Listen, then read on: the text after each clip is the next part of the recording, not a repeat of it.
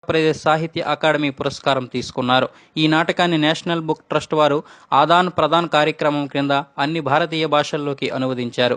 ఇదే నాటకం ఉస్మానియా విశ్వవిద్యాలయంలో ఎంఏ తెలుగు సాహిత్యం వారికి పాఠ్య పుస్తకంగా ప్రతిపాదించారు. ఉత్తమ హాస్య రచనకు గాను ఆంధ్రప్రదేశ్ సాహిత్య అకాడమీ వారి సర్వరాయ మెమోరియల్ బంగారు పథకం లభించింది. 2002లో తెలుగు విశ్వవిద్యాలయం నుంచి పైడి లక్ష్మయ్య దర్శనిధి పురస్కారం ఇచ్చారు. 1985లో వంశీ ఆర్ట్స్ థియేటర్స్ నుంచి ఉత్తమ నాటక రచనకు గాను గురజాడ అప్పారావు మెమోరియల్ బంగారు పథకం లభించింది. 1959లో ఆకాశవాణి నిర్వహించిన ఢిల్లీలో జరిగిన అంతర్ విశ్వవిద్యాలయం రేడియో నాటక రచన పోటీల్లో ఉత్తమ రచనకు గాను బహుమతి పొందారు.